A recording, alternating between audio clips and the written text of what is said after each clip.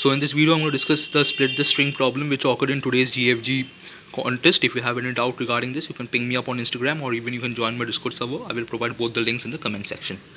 So it is stated that you're given a value n, that is the size of a string, and we have to partition the string into two parts such that the number of common elements between the first and the second part is maximized. So in this case, if I do a partition over here, so A and B CCBA, only A is common, that is we are getting one common element. If I do it like this, okay, this and this, so AB and CCBA, so A and B are common, so that is two elements are common. If I put a partition over here, so ABC and CBA, so ABC and ABC all are common, that is 3 are common. If I put a partition over here, you get AB and AB, okay, only 2 common.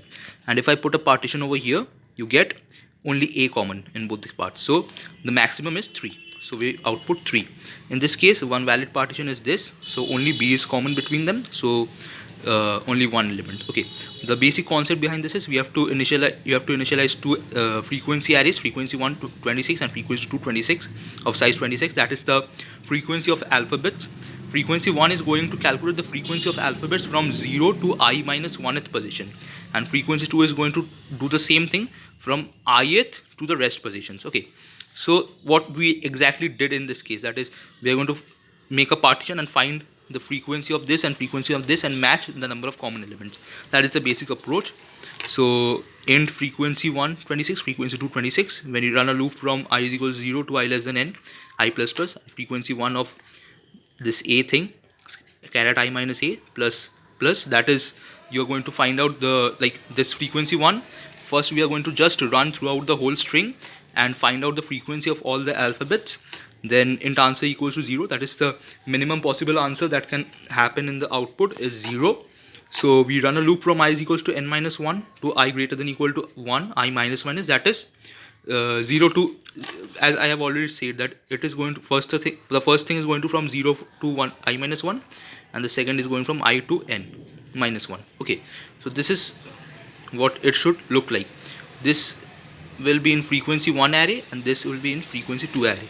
So see, once we are reaching the last element, we are going to frequency 1 s dot caret I minus a minus 1, that is we are going to remove that element from the frequency 1 array and add it to the frequency 2 array, right? So this plus plus, and now we have to find the number of common elements for j is equal to 0 to j less than 26, j plus plus. If the frequency of jth element in both frequency 2 and frequency 1 array is greater than equal to 1, then there is a common element, so common plus plus, and answer is equals to maximum of answer comma common, that is the max. We have to find the maximum common elements, so we are going to traverse it and return answer. So let us do one thing. We are going to consider this thing. Okay, so this thing, that is okay, there is blank space over here. So let me focus it. So it is A B C C B A, right?